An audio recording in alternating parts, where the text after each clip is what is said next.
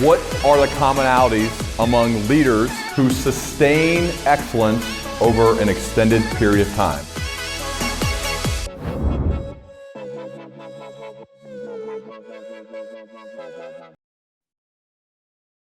Robert Greene, man, it's such a pleasure to have you back on the Learning Leader Show once again. Welcome, man.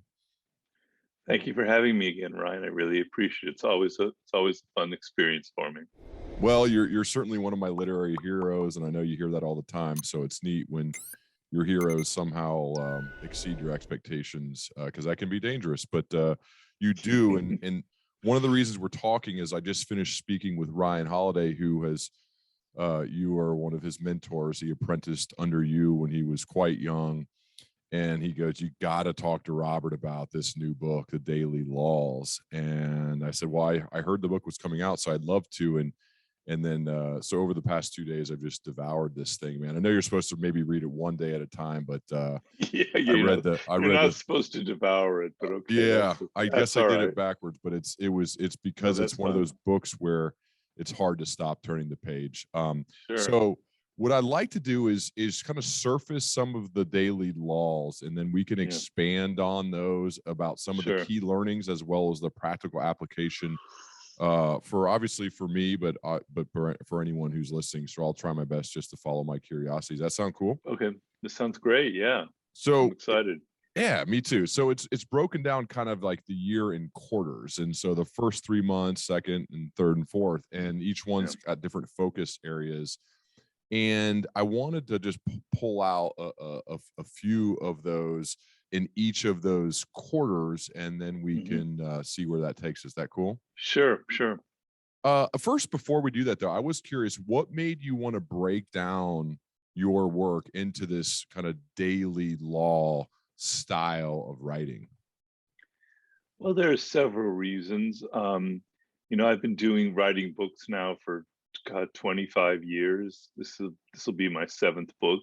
And in the 6 books in the past, I'm kind of creating for the reader, if I could see what is common to all of the books, this kind of hardcore realistic outlook on life. So you see things for what they are, not projecting your own desires and emotions onto people or events. You see power as it is. You see the process of seduction. You see your career and mastery. You see human nature. But it's kind of scattered across these different books in all these sort of different forms. So I wanted to have this one medium where we would pull all of it together and create a kind of a unified field force, if you will, that sort of takes the general concept of kind of absorbing you in this new perspective. Because my idea has always been that I don't want to write a book that just sort of stays on the surface, that you read and then you put down. I want to kind of change you from the inside out. I want to kind of alter how you look at the world. And so this is a book designed to do that. So it's broken down into these quarters, but each day you're kind of focusing and meditating on some aspect about yourself, about people, about your career, about the world at large. And it's kind of making you think, and it's kind of maybe getting a little bit under your skin. And as you go day by day by day and going through this process, I'm hoping that it'll have this kind of effect that I'm talking about. It's also a good way, if you've never read any of my books, to be introduced to them, and then you can see, this sounds really interesting. I want to read Mastery now or whatever. But the overall idea is the importance of daily practice and habit and meditation, and kind of trying to combine all of the various ideas in my books into one sort of condensed version. And this is written about in some of the laws, but I'll just bring it up because it made me think of this daily practice. Consistency in my mind is not a very sexy thing to talk about, yet extremely effective if you can consistently show up and do the work. One of the things we talked about prior to recording is about how prolific Ryan Holiday is with his production schedule of basically a book a year for a decade. And that's really hard to do. But I think the key to that is the consistency. Can you share more, Robert, about what you've learned over your career and why this is a valuable law, I would say, for people, is just the art and science of consistently showing up and doing the work? Well, it's sort of how the brain is designed. That's what makes humans so powerful and what makes our form of consciousness so effective, is that we attack a problem and day by day and hour by hour, we think about it. We look at it from different angles. You know, in the moment when you have an idea or you're thinking about something, you tend to be kind of locked into the problems of the moment, the emotions, the things going on. You don't really have perspective. And then you'll often notice that a week later, you do have a little bit more perspective and you can see better what was going on the week before. Then a month, even a greater focus, a greater perspective. And so time kind of reveals to you what's going on. And so if you look at things on a kind of day by day by day basis, you're going to be looking at a problem from all kinds of different angles. You're getting these different snapshots, different ways of attacking them.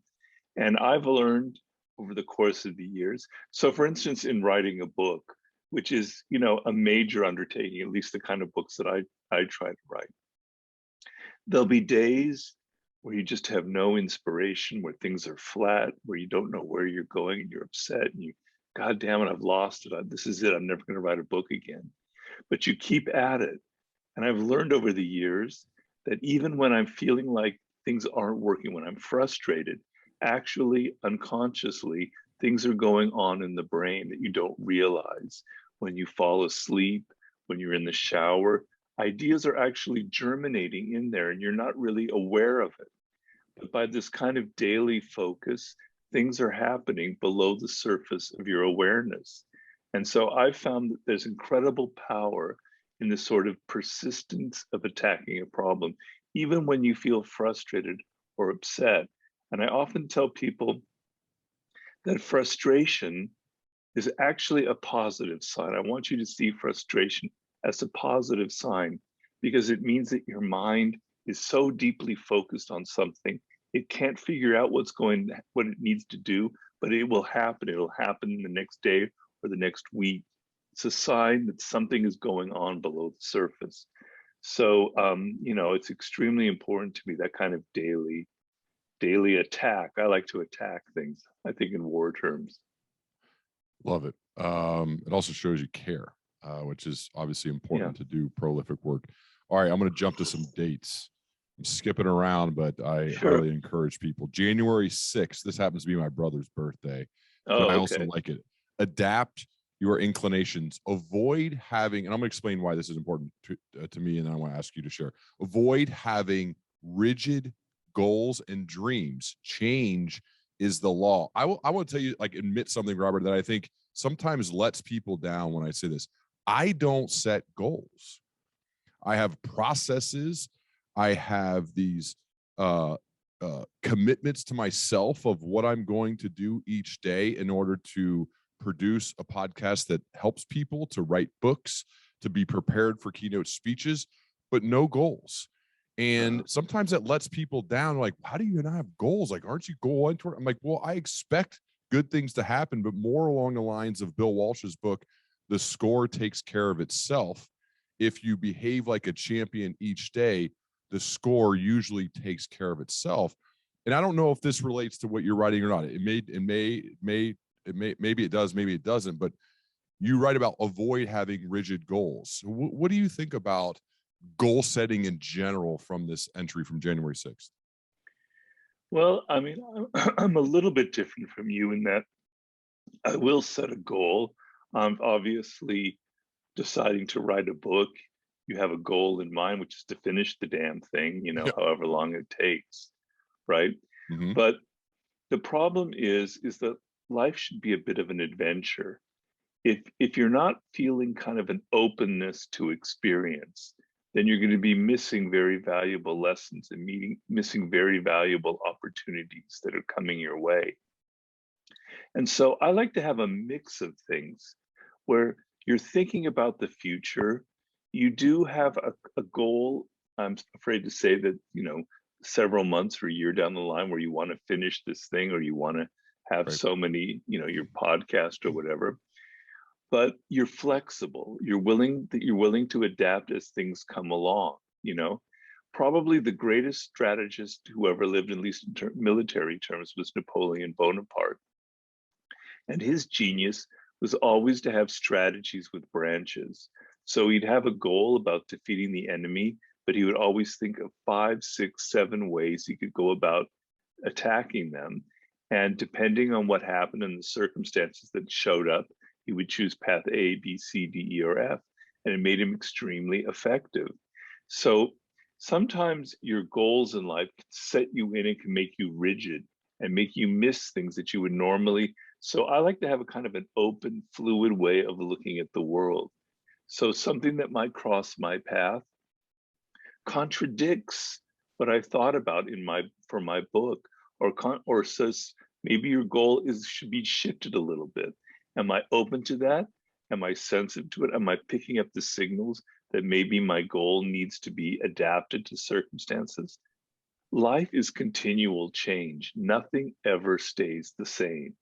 And that applies to week by week, but it also applies second by second in your body, in your mind, right? And the problem for us humans is the mind stops. It stops in the past. It stops to what was going on a week ago or a day ago. Meanwhile, things are changing in your body, in the world around you, in the people around you, and your mind is still locked in the past. And to the degree that you can free yourself up and be fluid in the moment, you will have this kind of power that comes from, attuning yourself to the actual circumstances of life. I had a great mentor once, Robert, who was West Point graduate, was a tank commander, and then went to Harvard Business School. So Wow. he kind of on paper was like the perfect leader. And so I would go to him all the time. And one of the very first times I went to him, I was young and really stupid. I had no idea what I was doing. And he said, listen, like, one of the biggest things I've seen in the leaders who do well in this business and the ones who don't is they're adaptable. You have to be able to adapt to ever-changing situations, and that's the only constant. The only constant is that things are going to change around here. And if you're going to sit there and complain and moan and say, oh man, I just figured this out and now it changes, you're going to lose. It is not going to work. You have to almost embrace and be excited about change, be excited about how this is an opportunity for me to adapt, as opposed to the ones who complain about the way it used to be. And I've always remembered that from early on, to be like, let's be excited. Let's view it as an opportunity when things are changing, that, okay, now I get a chance to kind of do my thing here, which most people don't like to do. Right. Yeah. Yeah. I think if I had to advise a leader on the single most important quality, it is that kind of mental fluidity and adaptability. Right. And I see it all the time in people I consult with. They're locked in the past. They're tied to a strategy that worked a year ago, but is no longer relevant to the circumstances today. So yeah, I completely agree with it. I mean, it reminds me of the old Mike Tyson quote. Everybody has a plan until they get hit in the face. And life is continually hitting you in the face. Who expected the pandemic?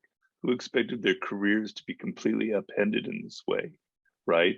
And so your plans probably got shattered a year and a half ago, and you're still having to deal with that. But in those moments, there's incredible opportunity. So yeah, I agree with you.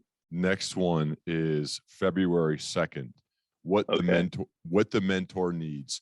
Find a master to apprentice under, but, and this is a big but instead of thinking about how much they can give you, think about how you can help them with their work. And I think the question that often comes up is like, how do I find a great mentor? What can I do? And sometimes the young person will ask, well, I don't have anything to give. I don't know anything. I'm inexperienced. Well, what do you mean, Ryan? I know you told me to try to add value, but what can I do? And they kind of raise their arms like this. So I thought this is a great law and something that is could be very practical and useful for people of all ages, but certainly the younger ones who seem to ask for this question, as well as also state, I don't have a lot of life experience or value to bring yet.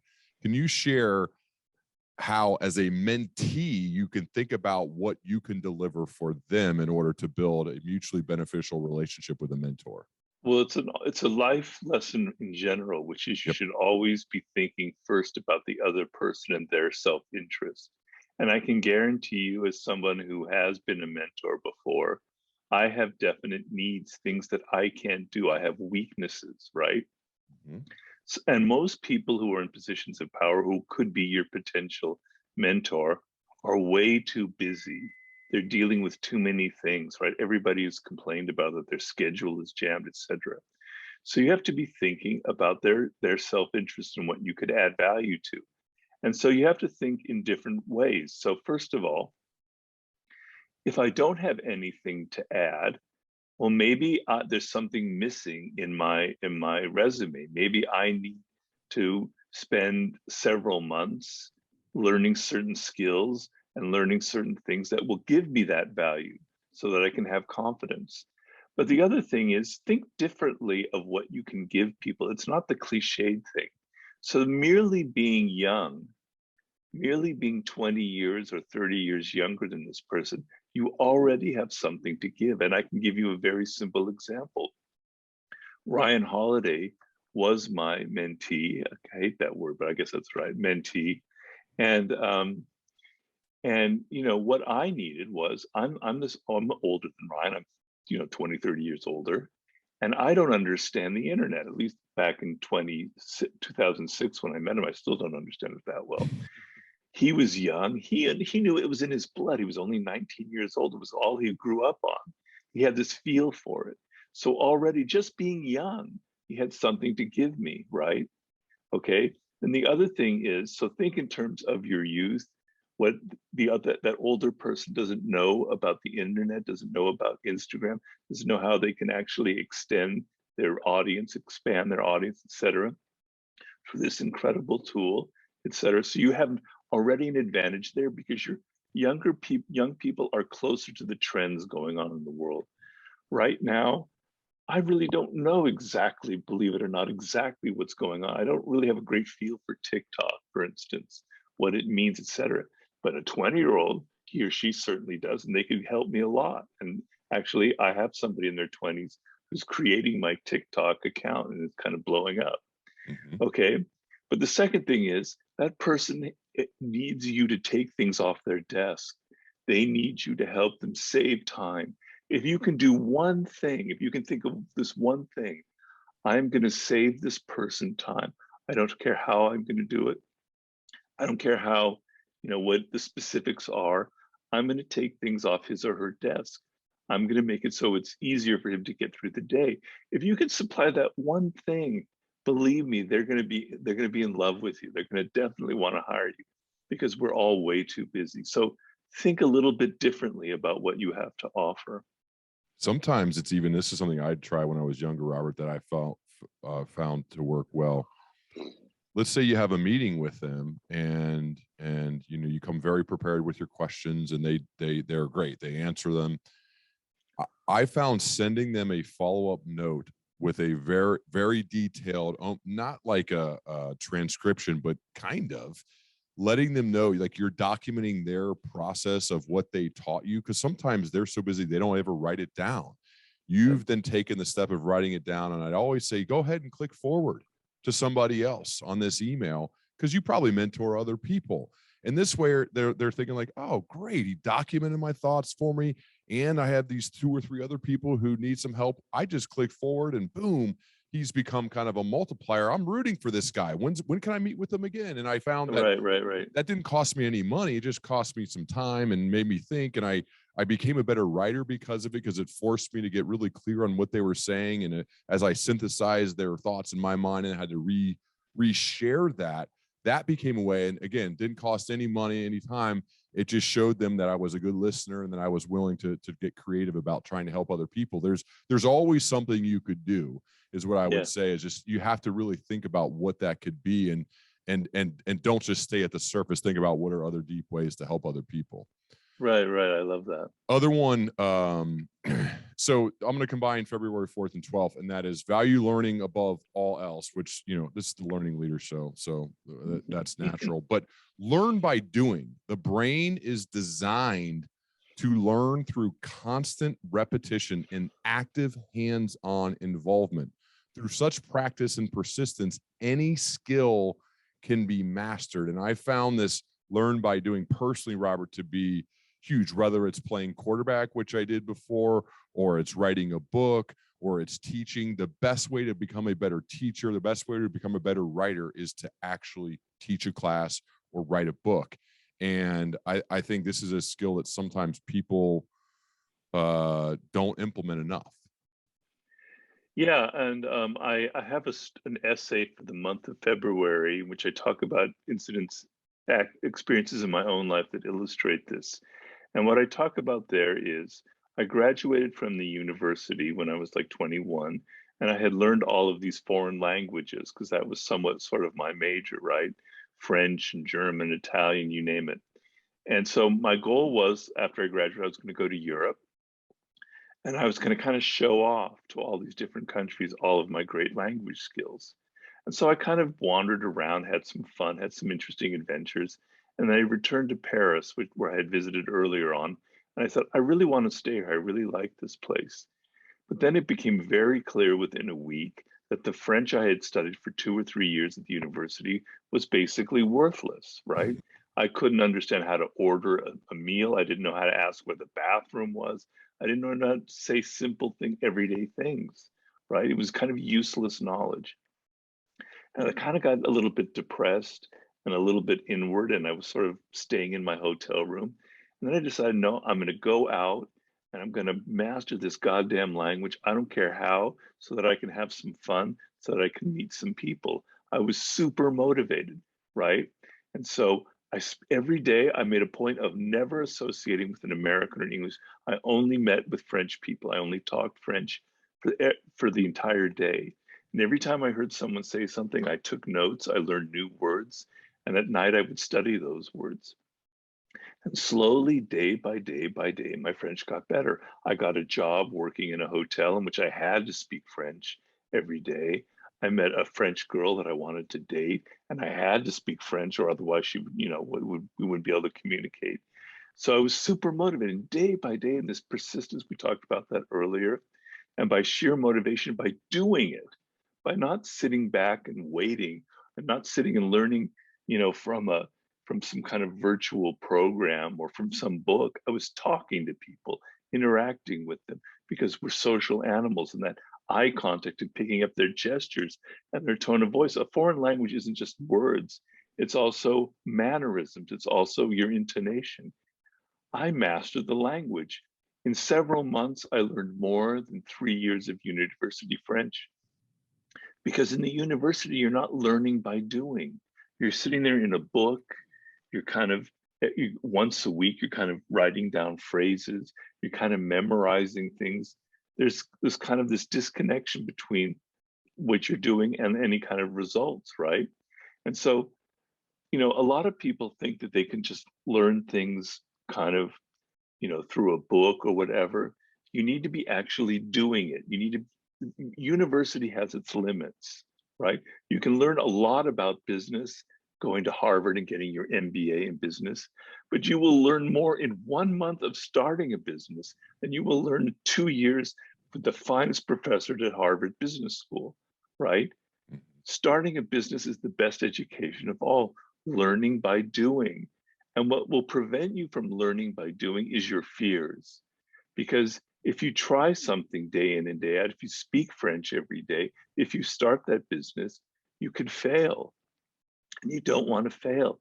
And so you think, I'm going to do it from a distance. I'm going to learn this easier way on my ego, right? Because every day I was speaking French, people were actually like going, "Whoa," laughing at me, laughing in my face. I had to deal with that. I had to deal with continual failure. You learn by doing, practice and repetition. That's how the brain is designed. That's how we learned 200, 300,000 years ago about how to shape a tool. We watched some master at shaping a stone tool or whatever it was, and then we imitated him and we made that tool. That's how our brains are designed. So learning by doing is absolutely the most critical thing, I think.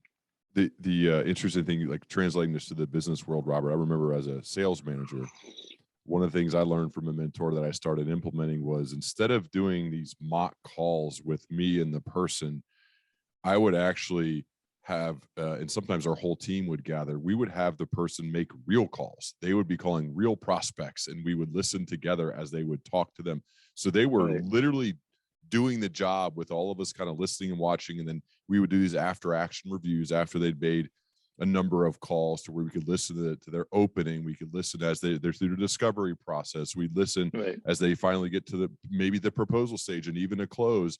And I think that training seemed to be so much better as we rotated people actually doing the job, not the mock job, because, mock sales jobs or sales calls aren't it's not the same, even if you have someone really good. And I found that to be super useful, and that was a way to train my team by actually doing the work.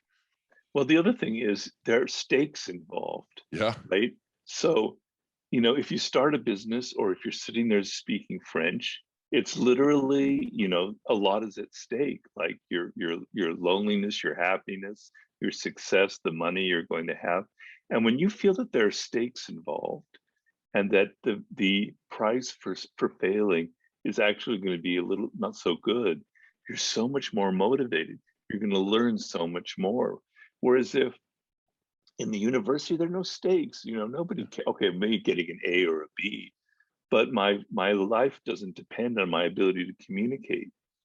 Starting that business, your life depends on making it work, which isn't the same as in the Harvard Business School, right?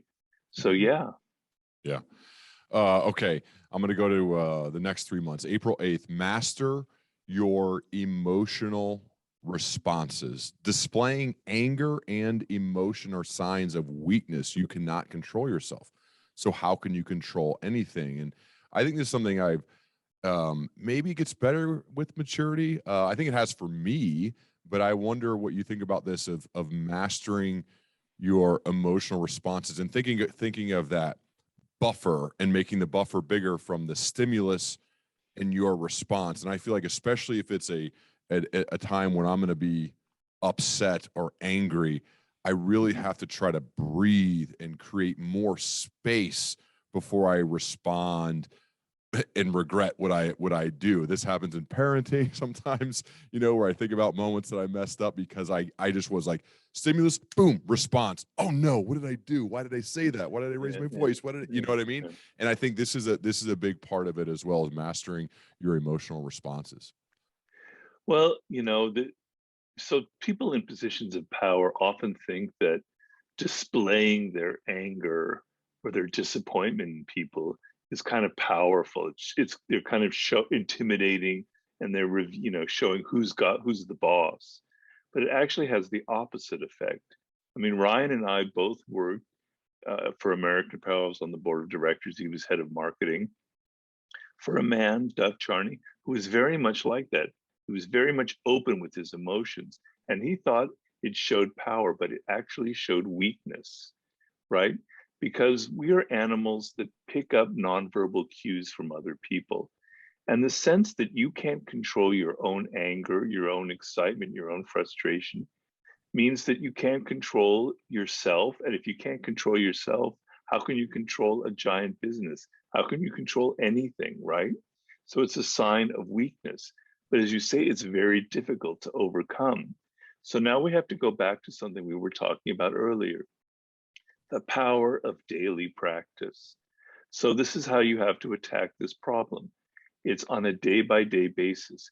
You find yourself today or tomorrow in an office, in a work situation, where you feel an emotion coming up.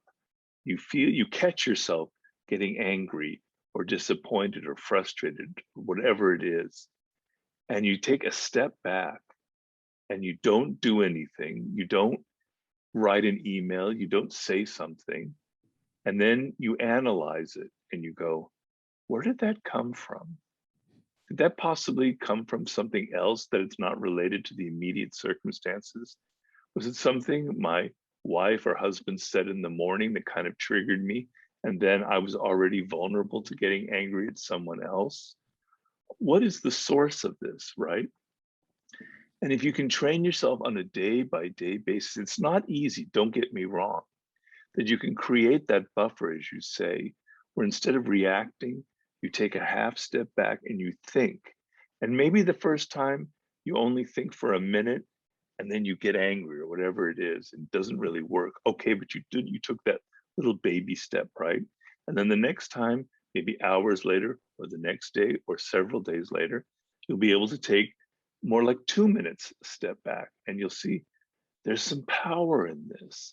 There is some, it's liberating because you're not a slave to your emotions. I have often had the experience where I'm angry because nobody is not responding to me and I write an angry email, right? We've all done that. And man, the second I send it, shit, why did I do that? You know, it revealed it revealed my sensitivities, which I don't like revealing to people. It also revealed, and maybe I was wrong. Maybe I'm overreacting. It doesn't show strength to constantly overreact. Damn, I wish I could take it back. So from now on, I've trained myself. Whenever that email, and I feel that I'd never send it, I put it in the draft folder and I return to it a day later, 2 days later. Inevitably, I trash it. Yeah. Right. Wasn't that So, Abraham Lincoln, who did that? He yeah, actually would write the yeah, letter and put it in a drawer, right? Right. yeah. And they found that after his death, the drawer was filled with all the letters that he never sent to generals who he was really angry with. Yeah, it's the Wow. equivalent of it. Yeah. And speaking of that, I think April 10th goes hand in hand. And this is so I got to admit something. When I'm a guest on other podcasts, and let's say they ask a question and I don't really know the answer, I'm just like, I'm not really sure, or I don't know what to say.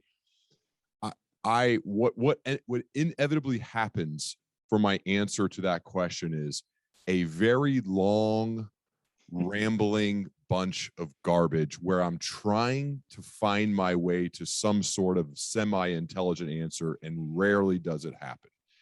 And so April 10th is always say less than necessary.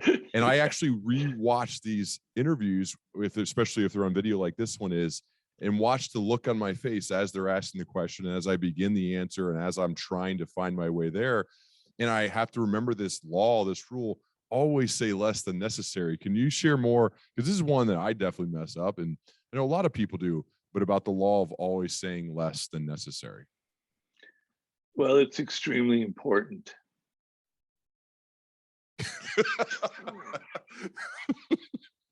Go on. Did I make you paranoid? Well, you're No. kind of setting up a trap there. No, I do it myself. Well, But the difference with you, Robert, is you somehow always know the answer. So, well, no, sometimes I get in that situation. You can't. I haven't experienced yet, and we've talked for like 3, 4, 5 hours. So I don't know. Yeah, but it's happened to me. Trust me, it's happened to me. Particularly when it usually happens to me is like on live television, where I suddenly like choke up and get nervous, and I can't figure out what the answer is. I Yeah. ramble on, and there you can't even ramble on for 15 minutes. You can only ramble on for like 2 or 3 minutes, and they cut you off. Yeah. It's the fact that we're very verbal, chatty animals by nature, right? And it goes back to this thing about controlling yourself. And so words are kind of our avenue towards expressing our emotions. We feel something and we talk about it. And that's sort of like what 95% of our conversations and communication is about, how we feel, right? And so if you're in a situation like you're in a meeting, you're in an office, or you're on a podcast, um, and you go on and on and on and on, first thing is you're probably going to be revealing things that you don't want to reveal. A, that you don't know the answer in your case, or B, personal information, or the fact that you're actually not so knowledgeable about the subject, etc. So you're going to get yourself in trouble. You're probably going to say something you regretted. And B, you're going to signal to people that you're not somebody who would control their emotions. You're not somebody who can control themselves. You're always in the moment, right? And if you'll notice, if you've ever been in this situation, I've had bosses like that when I worked in Hollywood and I worked in journalism, particular bosses who spoke little, who didn't say very much, right? Who was kind of, it wasn't that they were non-committal, it's just that they were kind of mysterious. They wouldn't reveal exactly how they felt. And man, was that powerful. It made you feel that they knew things that they weren't even talking about. It made you feel that there was something kind of mysterious about them. It's a very powerful effect, that kind of slight silent treatment, where all the people in the room, all the employees, they're nattering away, going blah, blah, blah, blah, blah, blah. And this person's very composed and controlled. And every now and then they say like 3 words. And everyone's going, wow, what did he say? What did that mean? Or she? What did that mean? How can we interpret that? That is real power, right? But it's not easy. So you have to learn, you have to put a little thing in your head. And man, I've seen it so many times where people have been on podcasts, done interviews, where they said something that was very insensitive about women, about race, about other things, and it revealed that they unconsciously they have these thoughts, but they don't have that filter in their head that before you say something, think about it. Maybe what you're about to say is inappropriate. You have to develop that little filter, that little voice in your head that says, Robert, are you about to say something stupid? And you can't have it all the time, otherwise your tongue will be tied. It's a matter of a split second.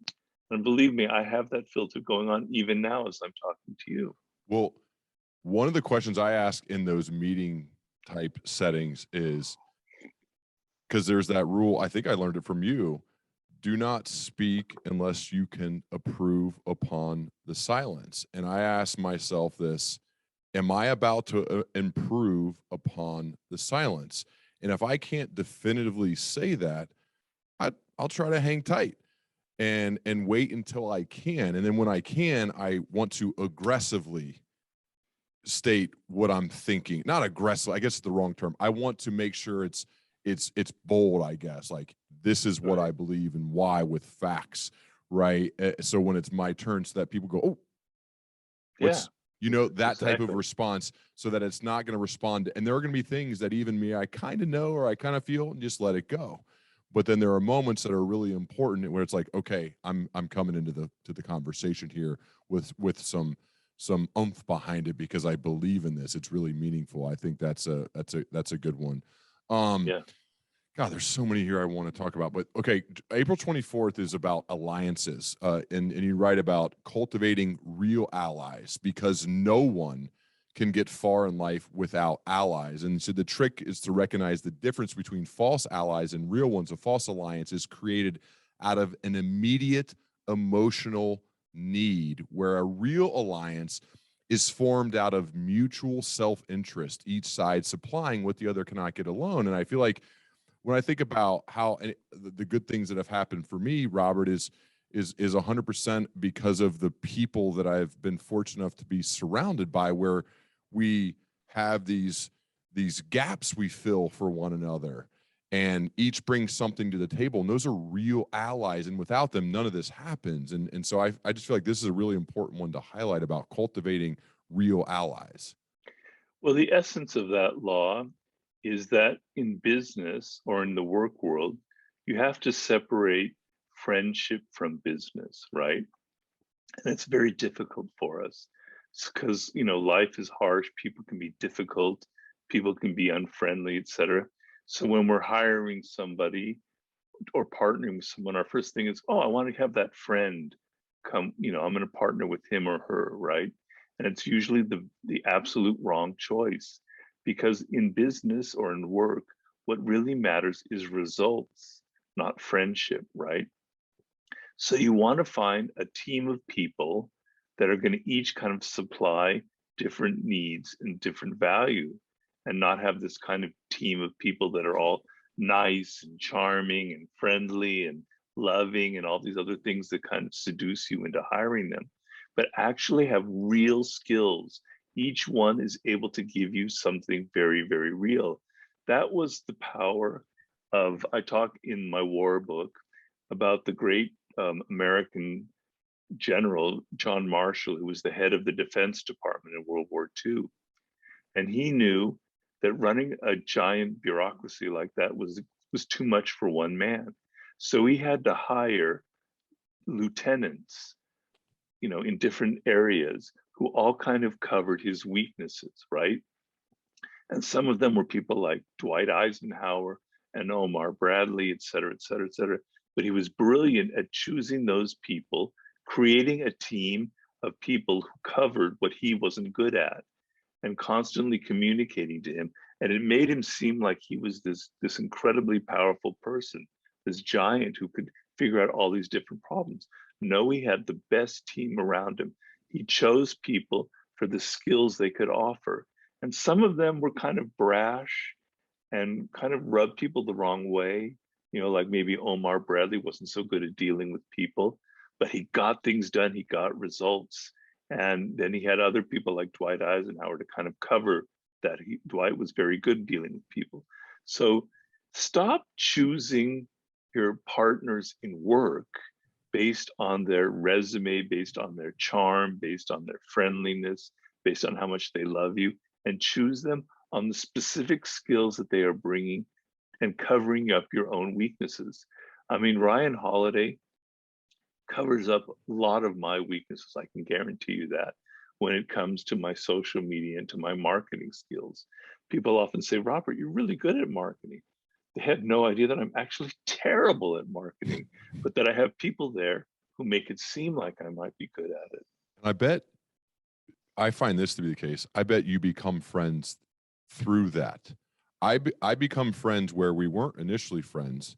Then we did hard work together. We learned together. We did almost life together through the work. We produced really great stuff together. And then the friendship happened, which is kind of cool, when it happens that way, as opposed to bringing someone in who you like, but maybe not have the skills. And I really enjoy those types of friendships that have developed over the past few decades. Yeah, I think that's very true. Okay. I despise the free lunch. Learn to pay and pay well. The reason I bring this up, Robert, and I'll be curious, depending on how much, I don't think you do much client work anymore, probably because you're just focused on writing, but you probably have at times where you consult or you speak. I've found the people who don't haggle on price of your speaking engagement fee or any of the consulting work. The ones that don't haggle, they ask you, you do it, you come to terms pretty quickly. That they're easy to work with.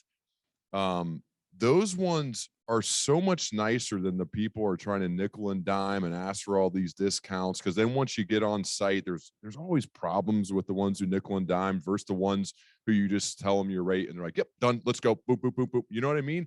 And I think the same thing is true, like whether it's your clients, and I want to urge people to like be that client for other people as well. Like just pay for excellence. That's what you write in your book, right? There's no cutting corners with excellence. It is often wise to pay full price. So there's no free lunches. Can you talk more about that? Well, yeah, I mean, think of money not as what it seems to be, not as these pieces of paper or these things that you're digitally passing into your account that show, that are just numbers. Think of it as psychology. Think of it as representing certain things.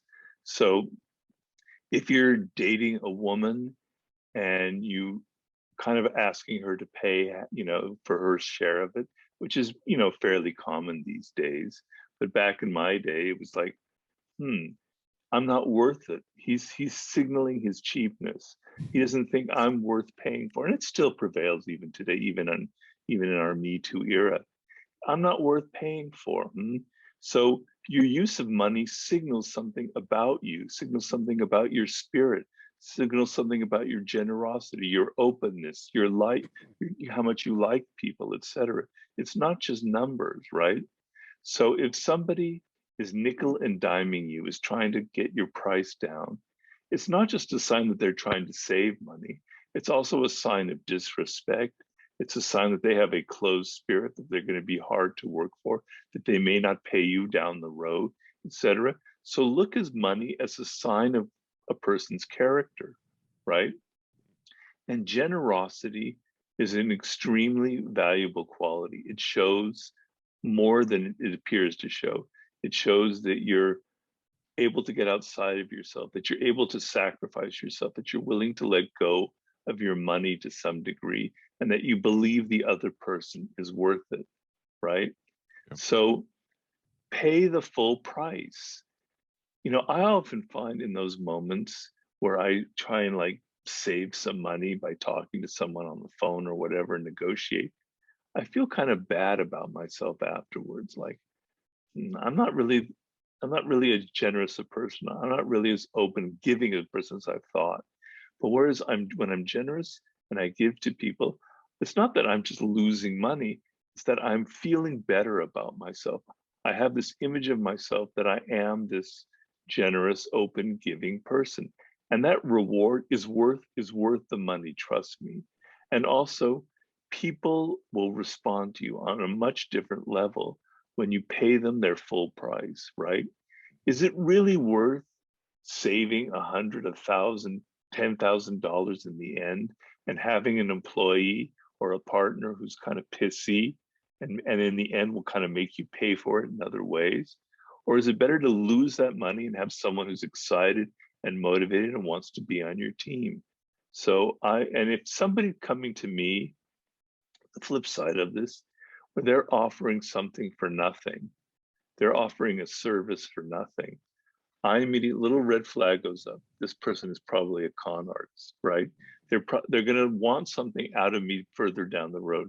They're asking for a favor from me that I'm not going to want to give, but now I'm going to feel obligated because they did this work for free. So also be very wary of people who are trying to give you something for nothing, because you can get nothing in life without having to pay for it. So, okay, Robert, let's go to May 22nd. Determine the strength of people's character. Engaging strength or weakness.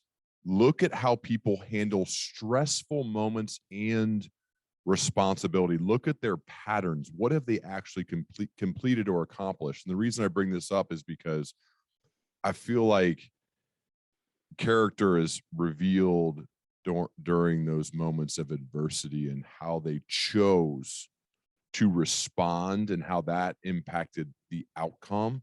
And so that's why I thought this is, and I like how you describe it as the strength of somebody's character. So can you share more about this, how people handle stressful moments, responsibility, as well as what they complete and or accomplish? Well, the word character comes from the ancient Greek. It is a word kairos, which means to etch very deeply. And so the essence of the word is that your character is something that's etched so deeply into you, you can't even control it. It stems from your genetics, stems from your parents, it stems from your early years in parenting, etc. There are things that are deeply engraved in you. That's the word I was looking for, that you can't even control, you're not even aware of, but it reveals who you are, the essence of who you are. And the problem for us humans is that we don't look at people's character. We don't look deep inside of them. We look at their surface. We look at their charm. We look at the pleasing demeanor, the way they smile, the way they dress, and we ignore the underlying character, which is so much more important, which they will. So when you're interviewing a person, they will try to disguise their own weaknesses, right? But they will come out in moments of stress, right? When the shit hits the fan, suddenly you see qualities of fear, of insecurities that you never even noticed before, because the stress is a very incredible revealing factor. Another very revealing factor is criticism. You criticize someone and suddenly they turn into this sniveling little 3-year-old, right? And they get all upset and they cry and they whine and they leave the room, or etc. Well, I didn't ever suspect that they were this whiny little person before. What happened, right? So character you want to measure in a kind of a tensile quality, how they measure metal, right? So you're looking for kind of an inner strength, but that inner strength isn't rigid. If that kind of metal that goes into airplanes, et cetera, is too rigid, it will crack, right? You want something that's kind of adaptable, a little bit moldable, but that has a certain tenseness to it as well. It won't go past a certain point. And so you want to find people who have this kind of inner strength. It's sort of the goal that you're looking for. And what reveals the strength of character is the ability to take criticism. It's impossible to work with someone who can't take criticism, right? I don't care how pleasing and charming and loving they are, all right? The second thing you want to get a sense of is how they can handle stress. Now, it's hard to know how people are going to handle stress until they're actually in it, right? But you can kind of manufacture a little bit of stress in that interview process. And I've told people how they can do that. There's little ways to kind of surprise people and kind of ask them they're not expecting and make them sweat a little bit and see. I mean, it's a little bit unfair, but to see how they respond. Like certain questions you'd ask, or like what would you do? Yeah, I'd ask certain questions to kind of put them on the spot. What would that be? Do you have any? Like, I'm curious. I can't remember what the situation was. Whereas you think you know something, they're very confident on their resume, and they've expressed they think they know something, and you ask them something that's kind of designed to reveal that they don't really know it as well, right? Yeah. How do they take it? Well, they go, well, you're right, actually, that I'm not totally accurate by what I say. And what I really meant is, okay, that's good. They admitted they were probably wrong.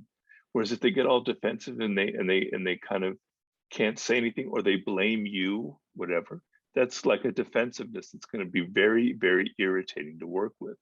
The third thing is how these people can work as a team, right?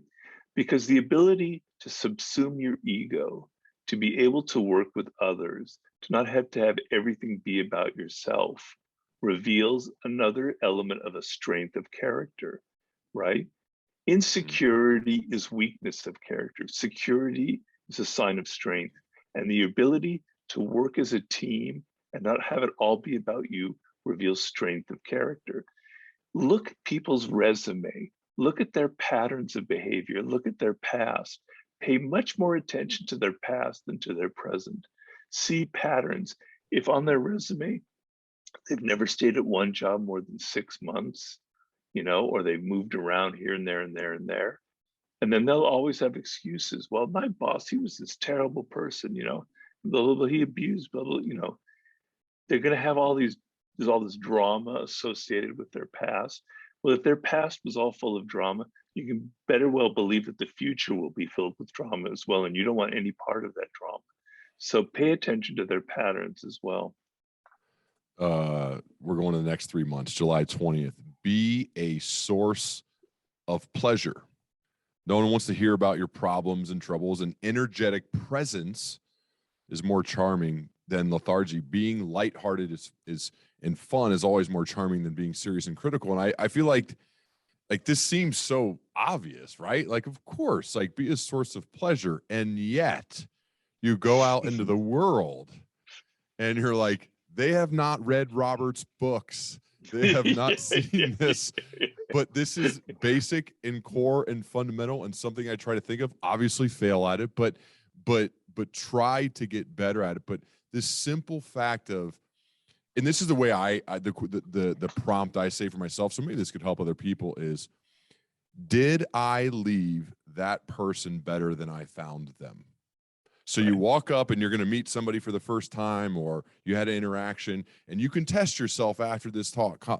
Did I leave Robert a little better than I found him? I hope I do. I hope my preparation and my listening, I hope I leave you better than I found you today.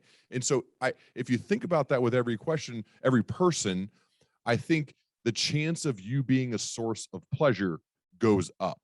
So can you share more about this being a source of pleasure? Well, you're right. It seems sort of very self-evident, but how many people violate that? So the essence of it is the degree to which you get inside the other person, the degree to which you are outer oriented instead of inner oriented. So if your focus is continually on your ego, on your insecurities, on the amount of attention and respect you think you're getting. You're going to be continually defensive and inner oriented when you're dealing with people. And they're going to sense that. And it's going to be a drag to interact with you on some level, right? But think of yourself, think of your own life. How often are people actually interested in you? How often in a conversation with anyone, even with your intimate, with your spouse, how often do you get a sense that they're actually thinking of my world, my troubles, my difficulties, what it is to be me? It is so rare. You could probably think of just on one hand the amount of times that happens in the course of a day, and it coarsens you. It makes you.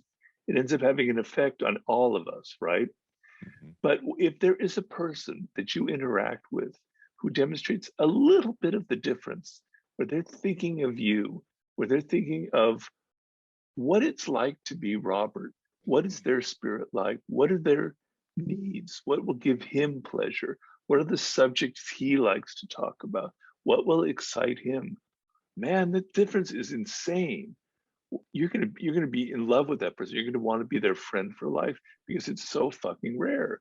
We all want more validation and recognition from other people, but we rarely give it. So I'm handing you this golden key that will have everybody eating out of your hands. And how many people out there who are going to ignore it is unbelievable. And you're going to ignore it because you're afraid of, you're inner oriented, you're insecure, you're worried about yourself. Stop worrying about yourself and worry more about the other person. And in caring and thinking inside the other person's skin, you will end up losing all of those insecurities and anxieties. It will give you a very pleasurable feeling. So I've just handed you the key. I hope you don't drop it.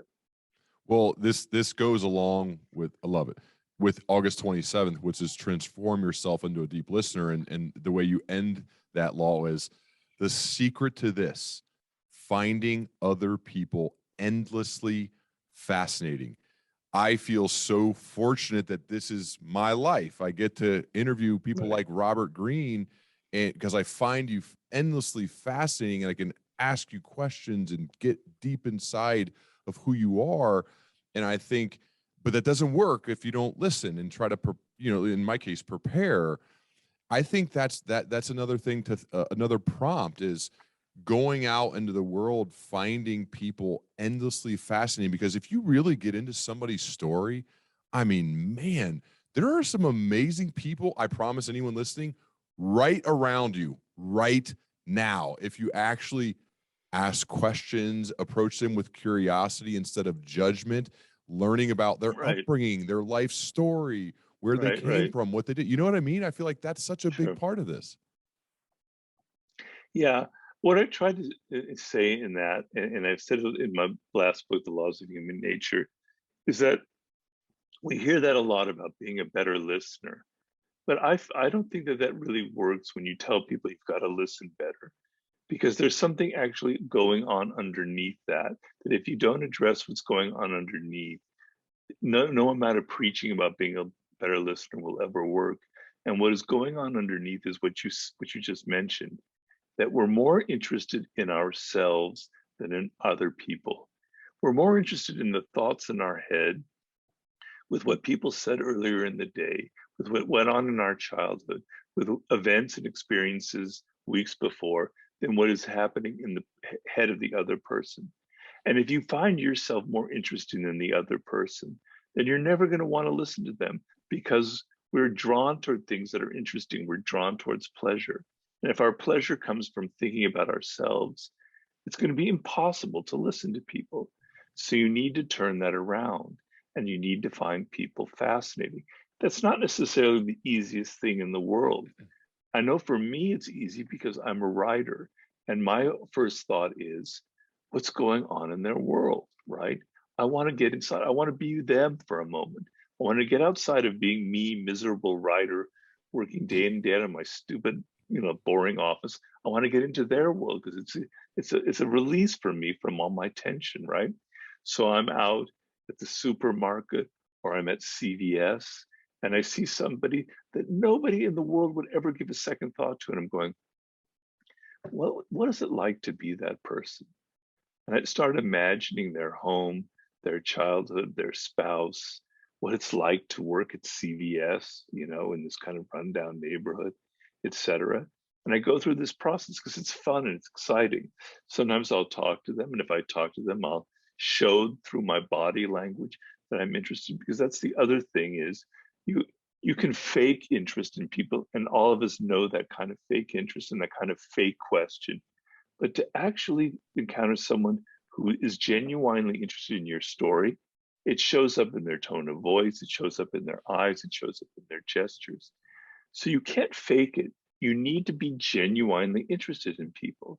Now, you're interested when you go to see a movie, you're able to get outside of yourself often, if it's a good movie, and get inside other people's character, because Hannibal Lecter, he's kind of weird. I want to understand what's going on in his head, or Don Corleone, or whatever movie it is, right?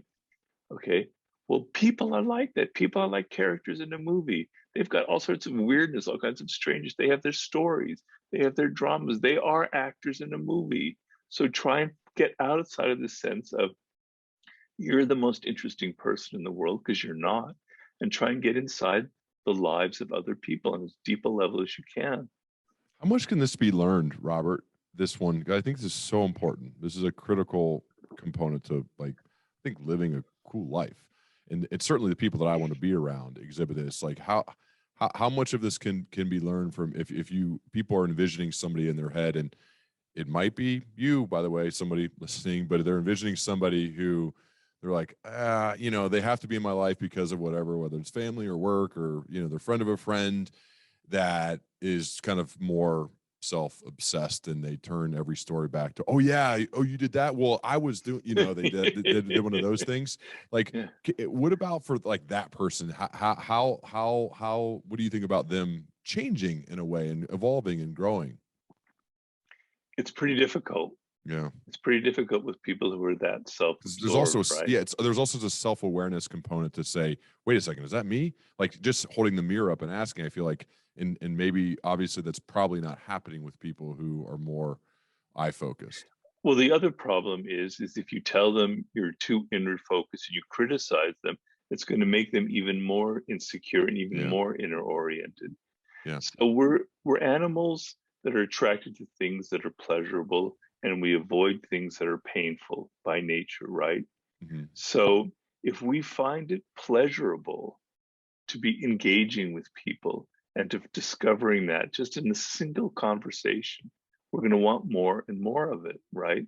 hmm, But if we find that we're more irritated and it's more painful to get outside of ourselves, no amount of preaching, no amount of learning will ever work. yeah, So at some point, you have to realize, and I don't know how I can do that myself. If I could, I'd be a billionaire. You have to realize that my self-absorption is the source of my misery. It's the mm, source of my not connecting to people. It's the source of my career running aground. It's the source of my relationships falling apart.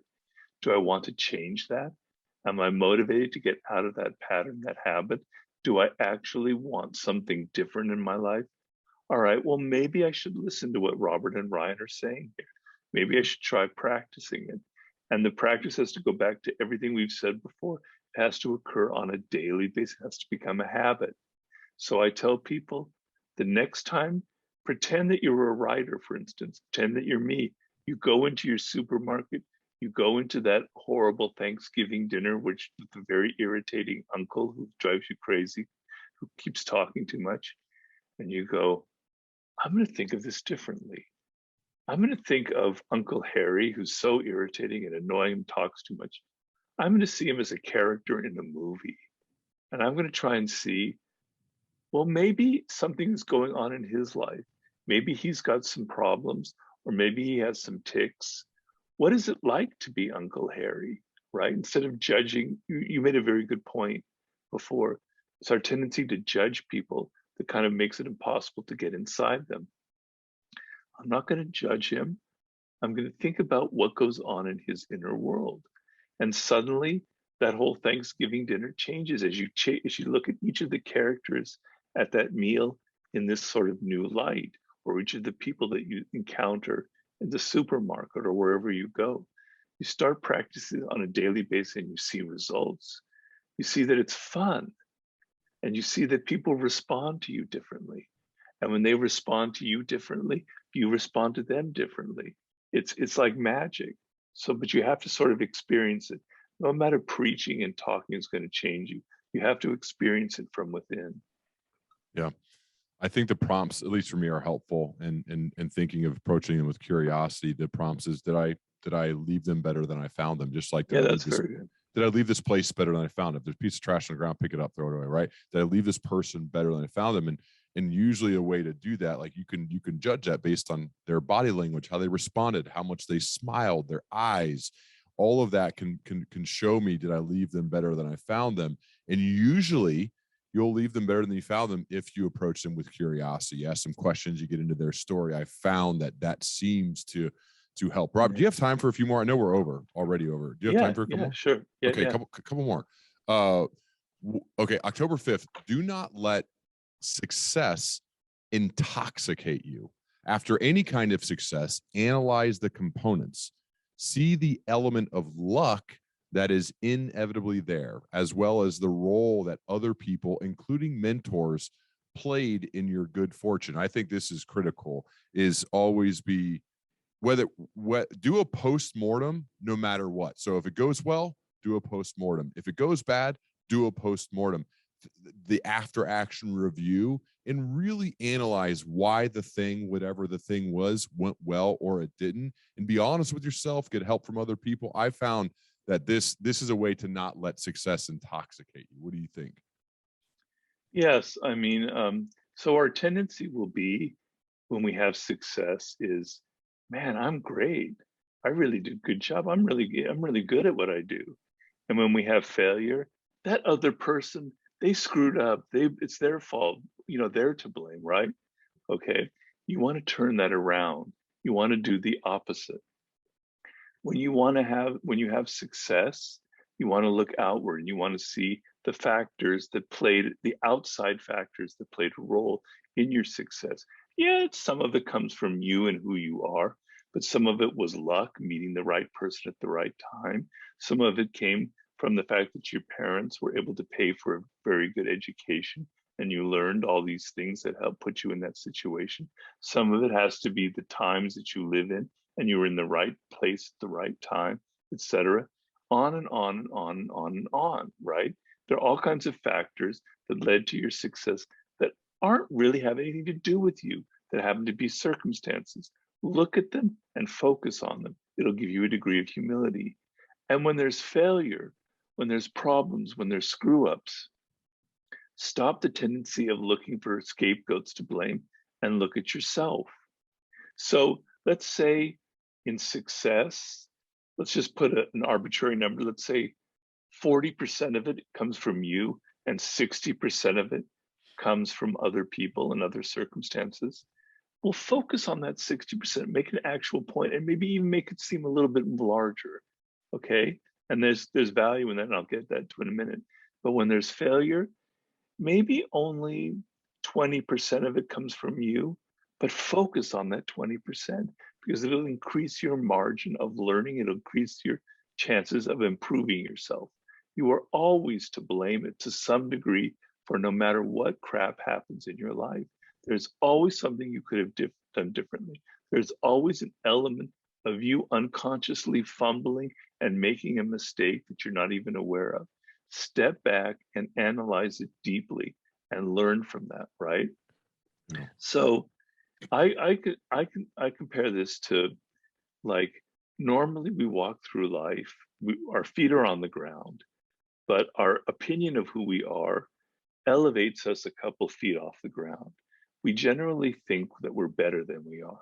Some people have those feet 2 feet underground. They're kind of walking like that kind of way. But most of us, we're above the ground. We think that we're better than we are. And then we have some success and then it gets higher. Now we're 5 feet off the ground. And then we have another bit of success and everyone's telling us we're great. And now we're way up in the sky and we think we're God. And then the next thing we do, because we're so disconnected from reality, is an incredible failure. And man, is it painful to go from success to failure. It's so emotional that you may never, ever recover from it. And I want you to avoid that. I want you to continually keep your feet more or less on the ground. And you'll do that by going through this process of seeing how your success is connected to other people and how your failures are also connected to you. So you can keep that kind of level ground. And you'll always be a few feet above. But if failure hits, you won't be devastated because you haven't elevated yourself so high. You'll understand that you probably screwed up in some way. I love it, man. One more. Alive time or dead time. Never waste a minute. Make today your own, whether you're stuck in traffic, sick in bed, or working long hours. Talk to me, Robert, about alive time or dead time. Well, I like to think of it in the following way. There are a lot of things that you really don't own in life, that you really don't possess, that can be taken away from you in an instant. Your spouse could leave you tomorrow. You could be fired from your job. Your podcast could be a total failure and no one will fund it anymore.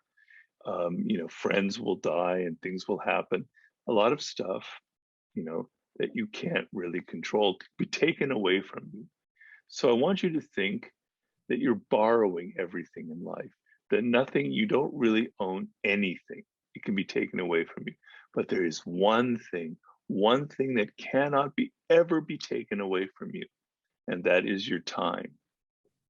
You are born at a certain moment in life, and you were allotted time as a living organism. That time could be 20 years, it could be 100 years, whatever it is. That time is yours. You own it. It is your possession. It is the only thing that you truly own. And you can give it away. You can give away this only thing you own by working for other people and being miserable. And all the time that passes, you're just angry and upset and frustrated and bitter, etc. It can come from wasting your time, wasting your potential. So by the time you're 40, all your dreams of childhood have kind of withered and it's looking pretty hopeless for you. You've wasted that time, etc. All right. But so there's one trick to continually making that time alive. Think of things that are alive as being green, and think of things that are dead as kind of being brown and withered. Right. So you want to make things as green as possible. And when you're at that job and you're bitter and you're angry or you're procrastinating, you're not getting things done, that time is slowly withering and turning brown and dying, right? But so let's say you've got a terrible job at McDonald's flipping burgers. I can't think of a worse job. I know there are worse jobs. Being a nurse during COVID is probably worse. But let's just say you're flipping burgers in McDonald's, and man, you're unhappy, and man, you're bitter, and shit, why did I end up in this job? I'm so much better. I hate this job. I hate the people I'm working for. I hate the people that have come in here, etc. And so those 8 hours that you put in there are pretty awful, and that green thing that's inside of you is slowly dying and dying and dying. But let's say you looked at it from the other angle and you go, all right, this is my time. It's not McDonald's time. It's not my boss's time. It is my time. I'm going to own it. I'm going to make it green. I'm going to make it come to life. How do I do that?